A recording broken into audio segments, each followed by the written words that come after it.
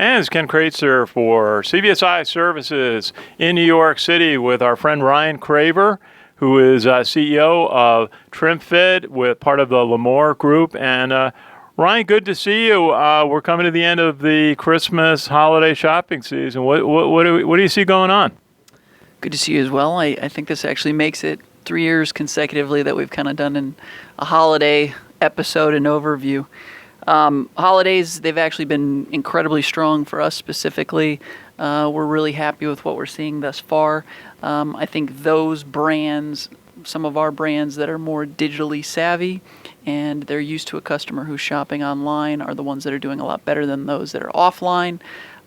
So we're very happy with the holiday results thus far. We're sitting here with 4 days until Christmas, but we're still seeing some significant orders coming from those that know they can receive the product right before Christmas if they're celebrating Christmas. For some of the other holidays, we see a little bit longer of a tail, but we're really, really happy with results thus far. Well, that's good to hear. And also got to mention that Ryan Craver is the editor of a terrific weekly newsletter, The Tech Infused Retailer, and you can sign up for that. Tell people where they can sign up for it. Just head over to my website, RyanMCraver.com, and you'll see a little link there. Okay. Oh, sure. No, it's terrific. You have it out every Monday morning. And certainly online, Amazon continues to be the leader in dominating sales. I saw as much as 31% of all Cyber Weekend spending back in November. And others trying to keep pace with them. Why has Amazon been so successful in attracting online sales? Yeah. They just make it that easy. I like to call them, they call themselves frictionless. I call them thoughtless.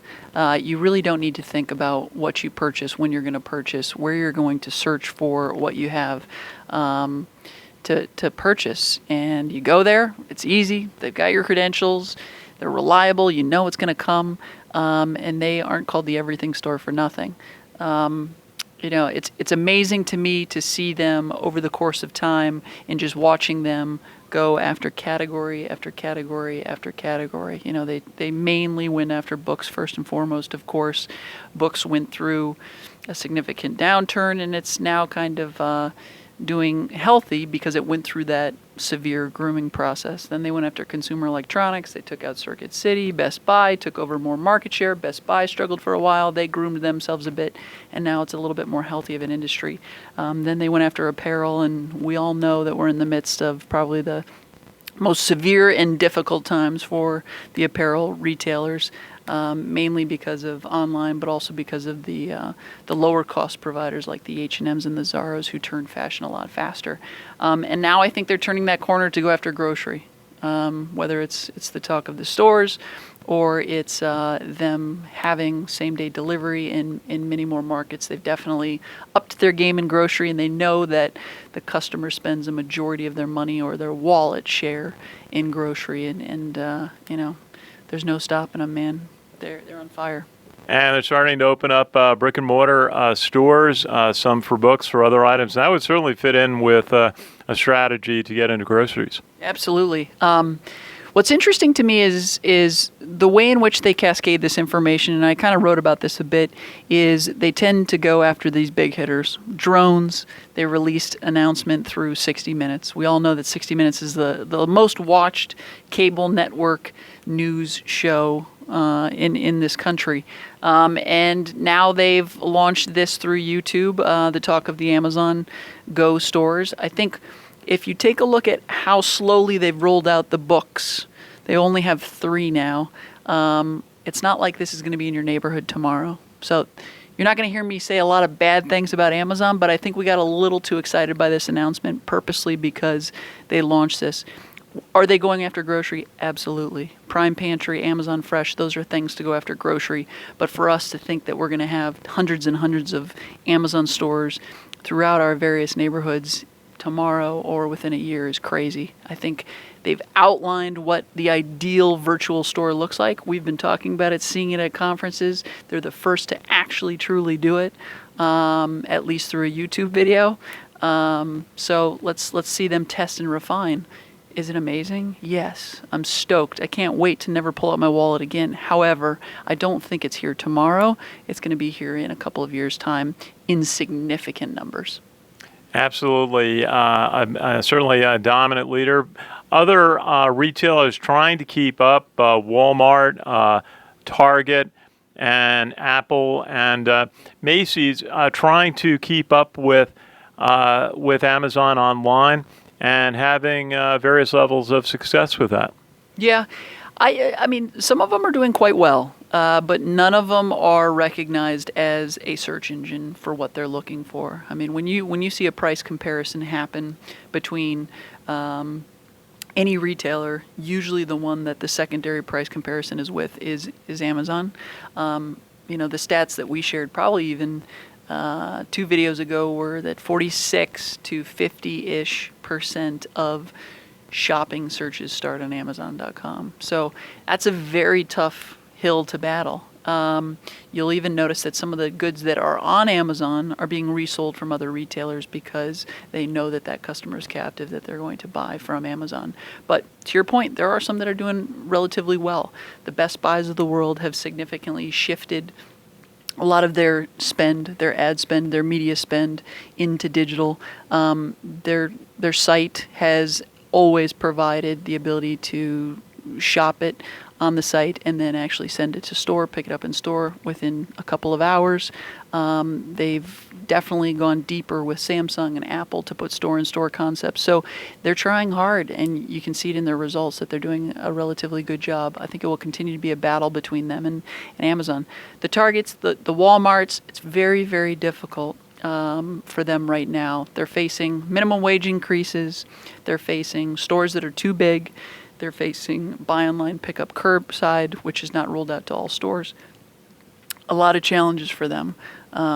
I think what's interesting to me about Walmart is the Jet.com buy. That obviously was them standing up and saying, we don't believe in our leader for e-commerce. We understand e-commerce is a big, big deal. We also understand that there's merit to this whole idea of marketplaces where companies like us can go and list our products similar to like an eBay. So they're all placing their bets, but right now it's still looking like it's going the way of the big A out of Seattle. Absolutely. Now, you're obviously had a tenure in apparel marketing, in clothing. So you're in your showroom here, right, only blocks away from Macy's, actually, in New York City. What are some of the keys for success for clothing? Certainly a big part of online. I see it in sporting goods. Certainly with athletic shoes and athletic clothing is a big element. And I know you're doing a lot in the children's clothing area. What are some of the keys for apparel marketers online? Yeah, a lot of it, not just necessarily online, but across, regardless of channel, is making sure that you've got a wide net of customers. 10, 15 years ago, brands could survive on just selling to department stores. Today, because the department store is struggling so much, you can't be a brand and just sell to department stores. You need to have a strategy for the off-price places like TJ Maxx, Ross, Burlington, Century 21. All of those guys need to play a role in your overall sales strategy. And then third, you got to figure out how to deal with the online guys. Are you going to be on Walmart.com? If not, are you going to be on Jet.com? Jet.com doesn't buy stuff direct from you. It's a marketplace, so you have to list your own stuff. You have to have a team behind that to make sure that you are successful. And then Amazon, it's the beast. Do you want to list it yourself? Do you want to sell it directly to them? Do you want to ship it yourself? You need to cast that wide net across all of them because the department stores can no longer sustain a brand. When you move out of those 3 areas, you've got the big box retailers like the H&Ms, the Zaras, the rest of those guys. What they've done over the course of time is they've brought down the average cost a customer is willing to pay for certain things like jeans and other things. They've made fashion something that you can throw away after a couple of wears. That does a couple of things for you. It hurts you in terms of earning the same amount of money for every item that you sell, 1, and then 2, it makes you determine whether you need to pick up big brands that are well known and try and sell them based upon the brand name and the marketing behind that brand name and the cachet behind that brand.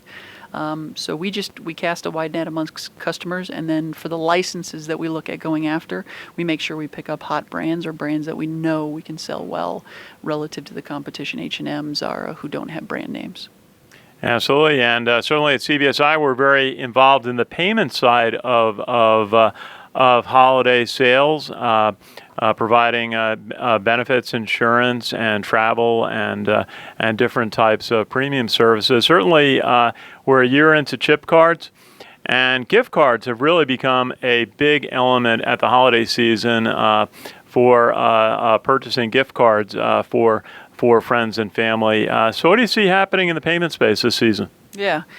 Payment space, I mean, it's a little bit outside my world, but I love following it, and I love talking about it, tweeting about it, etc.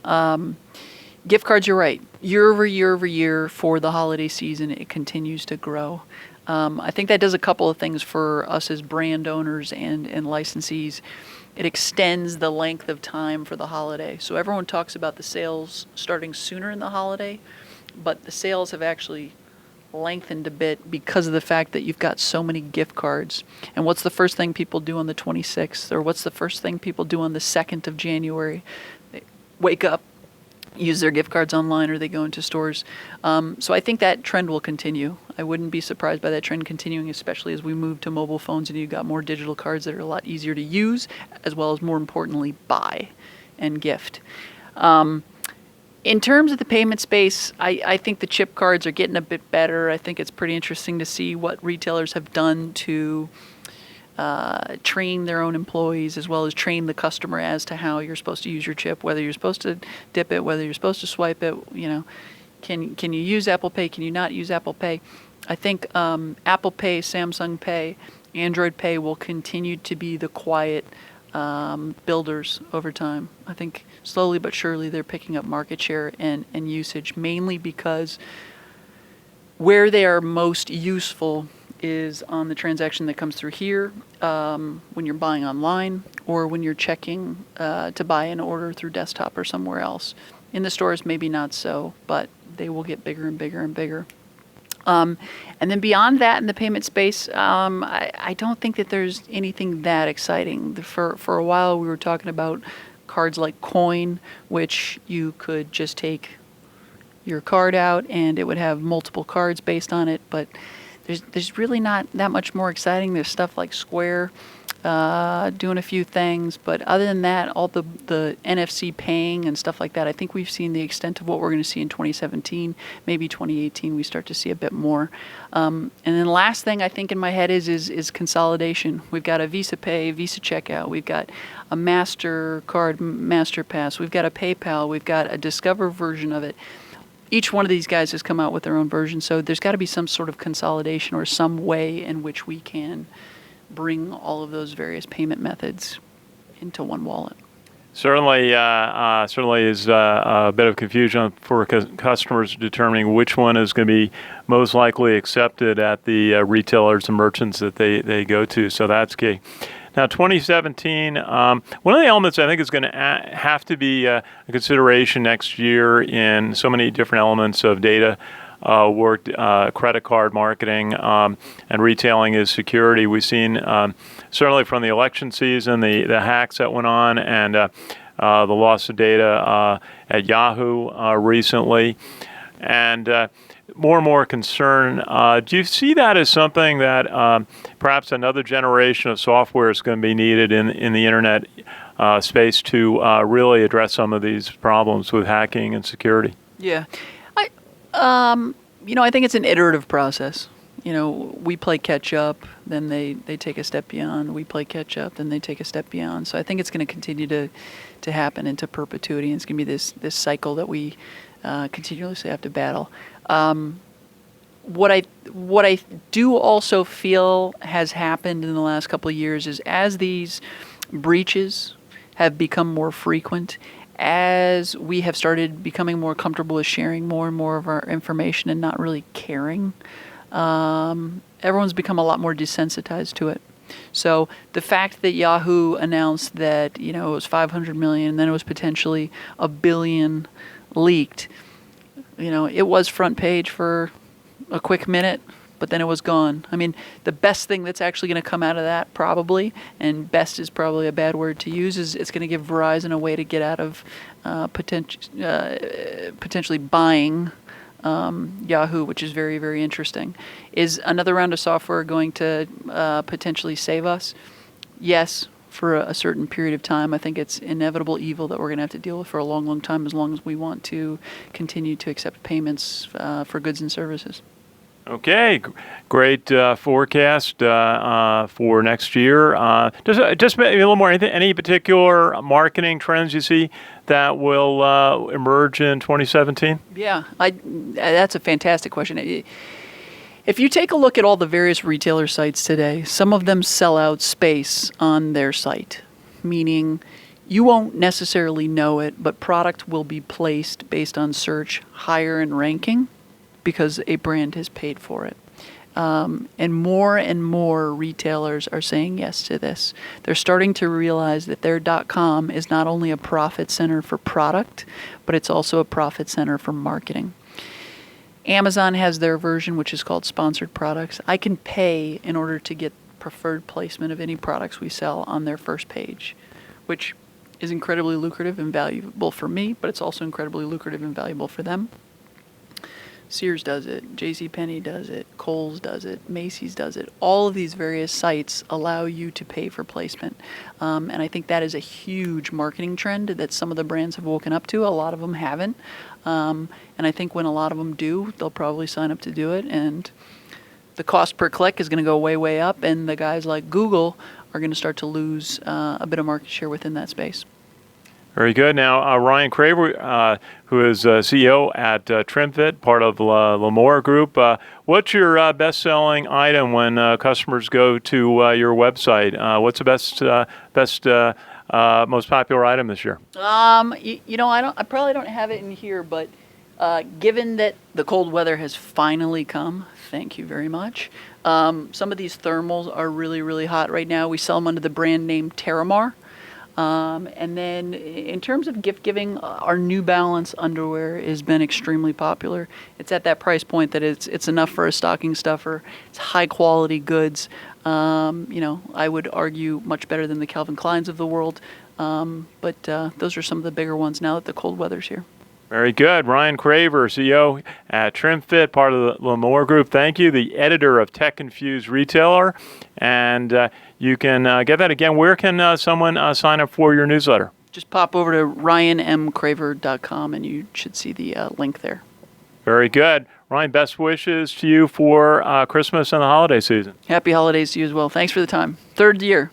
Absolutely. Look forward to doing it again next year. I really appreciate it. So from New York City, from Midtown, right near Macy's, actually, this is Ken Kreitzer for CBSI Services, and best wishes to everybody for Christmas and the holiday season.